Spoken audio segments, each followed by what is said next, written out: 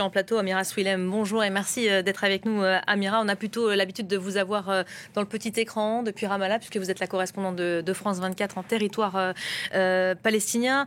Peut-être une réaction à chaud là, de ce qui est dit. Ces discussions indirectes entre les Israéliens et le Hamas, beaucoup avaient des doutes avant que ça ne commence. Là, on voit que le mouvement islamiste lui-même affiche son optimisme. Est-ce que vous y croyez ?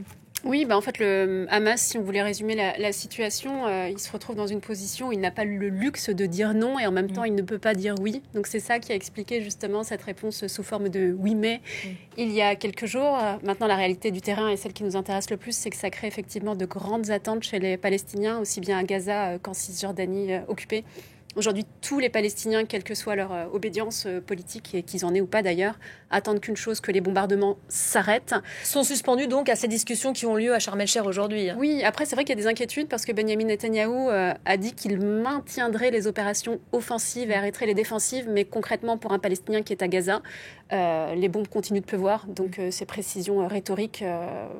Oui, ça ne change pas le quotidien, ce sont les bombes et les frappes qui continuent. On est d'ailleurs avec Rami Abou-Jamous, que vous connaissez bien, qui est dans les territoires palestiniens, nos yeux et nos oreilles à nous. Bonjour Rami, ça fait 2 ans aujourd'hui que vous témoignez de cette guerre sur notre antenne, 2 années marquées par la violence, la mort, la famine et ces déplacements forcés. En témoigne aujourd'hui votre nouvelle localité, parce que d'ordinaire vous intervenez depuis Gaza, que vous avez été contraint une seconde fois de quitter pour vous rendre à Nuseirat.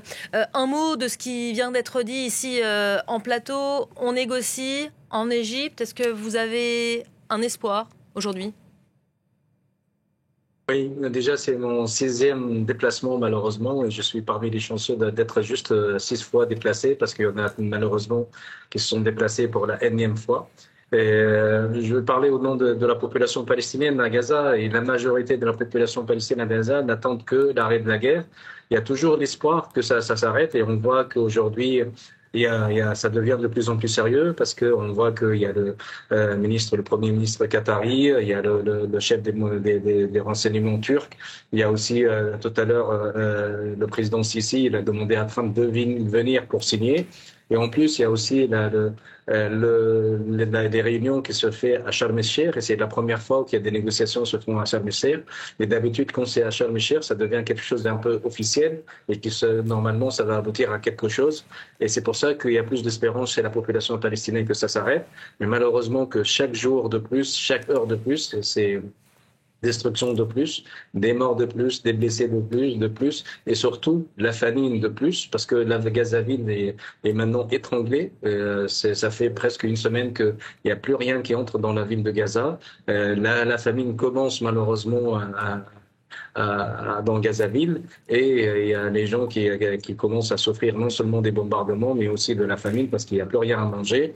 Et tout a été fermé. Le terminal Zekim qui relie la bande de Gaza avec Israël était fermé depuis presque 3 semaines. Et là récemment, la rue Rachid qui est normalement considérée comme l'artère vers entre le sud et le nord de la bande de Gaza a été fermée aussi. Donc même le secteur privé n'arrive pas à faire entrer de l'aide humanitaire, de l'aide ou bien de la nourriture, et c'est pour ça que c'est vraiment étranglé. C'est pour ça que chaque seconde compte pour la population palestinienne, et chaque seconde veut que tout ça s'arrête, avec cette fois-ci un grand espoir que ça va s'arrêter, ça va être un peu de sérieux, quoique on a toujours des mauvaises expériences que ça peut chuter à la dernière minute, surtout avec Netanyahou qui à chaque fois essaye de saboter l'accord, mais on voit cette fois-ci qu'il y a plus de pression, que ce soit sur le Hamas et aussi sur Netanyahou, et que peut aboutir à la fin d'un cessez-le-feu ou la fin de ces génocides et la fin de la guerre. Merci beaucoup Rami d'avoir été avec nous pour témoigner depuis Nuseirat en cette 3e journée de discussion d'Indirect. On a appris ce matin que le ministre de la Sécurité nationale israélien Itamar Ben-Gvir s'était rendu ce matin sur le site hautement sensible de l'esplanade des mosquées de Jérusalem. Il y a proclamé une victoire israélienne sur les lieux. Le Hamas a dénoncé une provocation. C'est pas la première fois qu'il fait ça, mais le fait qu'il le fait en parallèle de ces discussions, comment est-ce qu'on doit l'interpréter? Comme une tentative de faire échouer? On voit que le Hamas essaye de se tenir à distance. Oui, je pense que c'est vrai qu'on est un peu habitué maintenant à ce genre d'agissement de la part d'Itamar Ben-Gvir. C'est aussi une façon de marquer le territoire. qui se fait de plus en plus depuis le 7 octobre et de plus en plus aussi depuis qu'on a eu ce mouvement de reconnaissance de l'État de la Palestine par plusieurs États dans la France. Et c'est vrai que sur le terrain, on le voit vraiment de façon notable. Moi, donc, j'étais en Cisjordanie occupée il y a encore quelques jours et on a vu, alors ça existait déjà, mais de plus en plus de drapeaux israéliens, par exemple, sur les routes de Cisjordanie occupées. Il y a véritablement ce besoin, cette envie israélienne de montrer que la Cisjordanie occupée est un territoire désormais israélien. Et on va vers une annexion. Il semblerait qu'on aille vers une annexion, mais en fait, en réalité, quand on est sur le terrain, là encore, je trouve qu'on est dans un débat rhétorique. L'annexion, de fait, sur le terrain, elle est déjà réelle.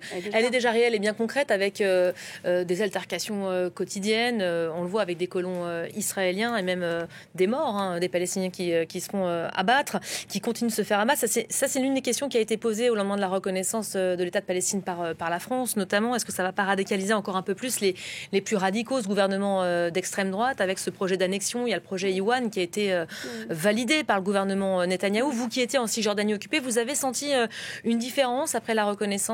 Oui, et d'ailleurs, les Palestiniens, ça peut sembler complètement paradoxal vu de Paris, mais ce mouvement de reconnaissance de l'État de Palestine parfois crée des inquiétudes chez les Palestiniens. Pourquoi ? Parce qu'ils expliquaient justement que depuis que plusieurs pays avaient annoncé qu'ils allaient reconnaître la Palestine, ils avaient vu sur le terrain que la colonisation était galopante, c'est-à-dire qu'il y avait effectivement Alors, il y a de nouveaux avant-postes, on annonce que de nouvelles colonies vont être recréées. Il y a aussi de plus en plus de checkpoints qui font leur apparition, des barrières métalliques aussi.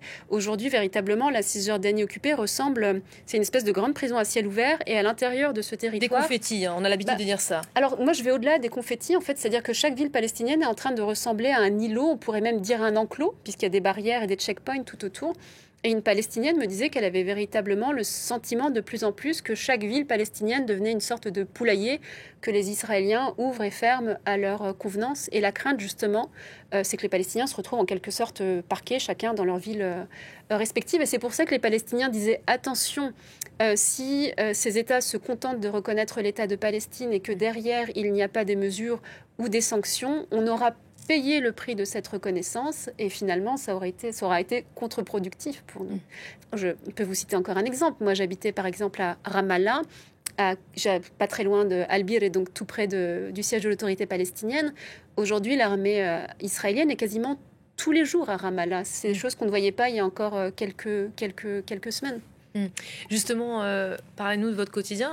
Là-bas, comment est-ce qu'on travaille en tant que journaliste? Comment ça se passe les journées là-bas quand on veut aller justement interroger les Palestiniens avec les colons et ces provocations? Là aussi, j'imagine qu'elles sont récurrentes. Alors moi, j'ai l'habitude de dire que chaque journée compte triple.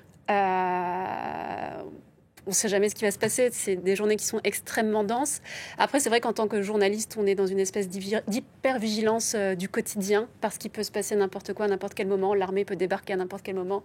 Les colons peuvent débarquer à n'importe quel moment. Finalement, en fait, quand on est journaliste en Cisjordanie occupée, on est un peu comme les Palestiniens lambda, c'est-à-dire qu'on sait qu'il peut se passer n'importe quoi à n'importe quel moment. Et oui, enfin moi par exemple, j'ai le souvenir d'un tournage où l'armée a tiré. C'est vrai qu'aujourd'hui, en tant que journaliste...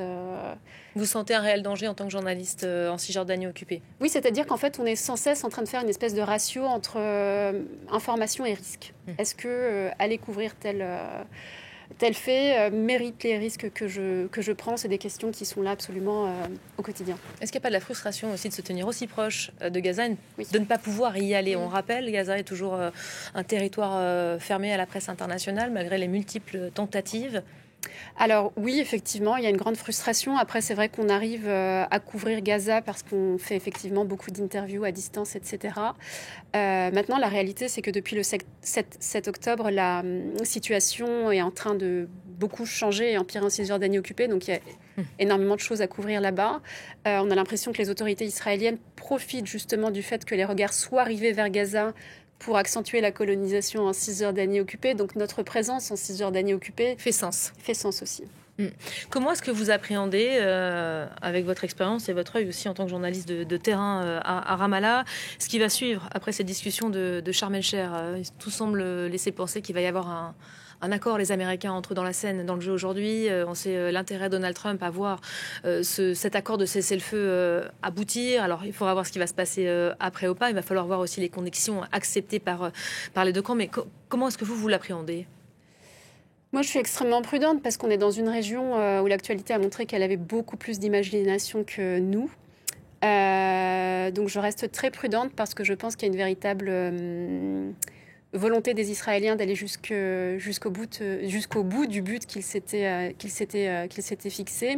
Je ne suis pas en mesure de faire de prévisions là-dessus, mais ce qui est sûr, c'est qu'aussi bien en Cisjordanie occupée qu'à Gaza, la population a véritablement besoin de souffler. C'est aussi pour ça que ce plan Trump aujourd'hui est plutôt bien accepté sur place. Vous parliez de la très forte attente des Palestiniens vis-à-vis de ces discussions indirectes qui ont lieu en ce moment. Il y a de la crainte aussi de ce qui pourrait se passer après ? Oui, il y a de la crainte. Et puis la crainte, elle est déjà là parce que je vous le disais il y a encore quelques minutes, c'est que finalement, les bombardements à Gaza continuent sous couvert d'opérations offensives. Donc la grande crainte des Palestiniens, c'est finalement que l'armée israélienne récupère les otages israéliens et reste présente dans l'enclave palestinienne. On va peut-être montrer des images de Gaza, l'enclave palestinienne qu'évidemment on vous montre chaque jour à l'heure de ces négociations indirectes. On aura l'occasion d'y revenir dans le Club France 24 dans quelques instants avec Anne Corpé qui scrute avec beaucoup d'attention depuis Paris ce qui se dit et ce qui va se passer cet après-midi, notamment avec l'entrée en scène des Américains. Vous savez, le Nobel de la paix qui est attendu par Donald Trump, il sera remis, attribué vendredi prochain. Peu de chance que le président américain le reçoive cette année, mais on connaît cette volonté très forte de la Maison-Blanche de réussir, de concrétiser ces discussions indirectes qui ont lieu en ce moment en Égypte. Gaza qui donc marque aujourd'hui ces 2 années de guerre. Merci beaucoup Amira d'avoir été sur notre plateau, vous qui couvrez ce conflit donc depuis plusieurs mois pour nous, correspondante France 24 en Cisjordanie occupée. Avant de